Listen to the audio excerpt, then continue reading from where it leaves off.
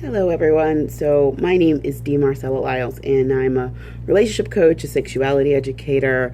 I do a lot of different things in communication and in connection and relationships and relationship wellness. And right now, I'm going to take a detour from my normal conversations about different things, and I'm going to do a grammar lesson. And the reason I'm going to do this grammar lesson, because I think this grammar lesson will help people in their connections and in their discussions, especially online. And that conversation is the difference between all blah, blah, blah, and just simply saying blah, blah, blah. So, for example, if I were to say, melons are delicious, okay? Some people assume that I mean all melons. And I can see how they could do that. And they could get really, really sensitive because I did not classify, cassava melons or honeydew melons. I just said melons are delicious. Okay. But I want to let you know that a little trick about grammar. The trick is that if you were to be talking to me about a particular melon, right, then it's implied that I'm talking about that particular melon, that particular type of melon. So I don't need to say all melons. I don't need to say all of these melons. I am talking about a particular melon, even though I don't say that melon, okay?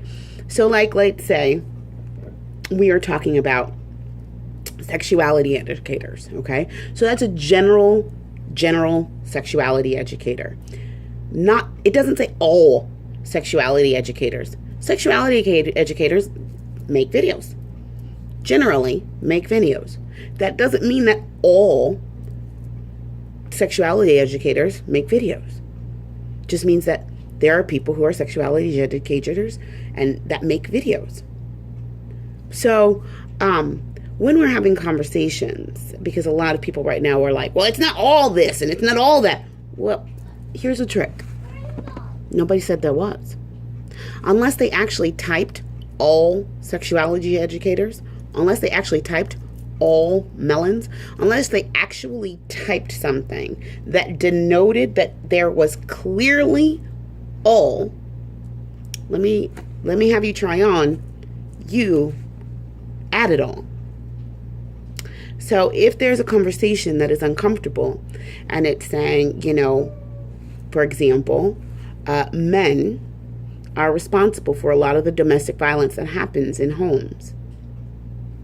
That's a fact.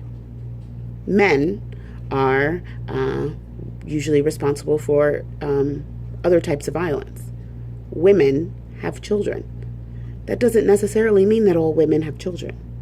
That doesn't necessarily mean that all men are responsible for domestic violence. It means in the cases that we're looking at, that's what the case is. It's a generality. We don't need to go around saying not all. So I need the people who are really trigger happy with the not all. See how I said that? Now, to stop.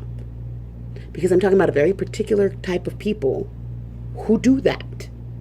I don't need to say all because I'm not talking about all. So unless all is said, let's stop saying not all. Because unless all is said, then all was implied by you, not by the speaker.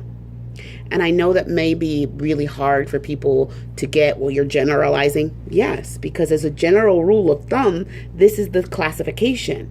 Never does the general rule of thumb say all of that people. Okay, I know it's really hard. People are going to nitpick with me, but I'm just asking you to try it on. Try on what would happen if you didn't have to go around saying not all. What if you could just get that unless all is said, all is not implied? What could you do? What could you bring to the communication if you just let that go? Just let it go. Poof. How much work could you get done?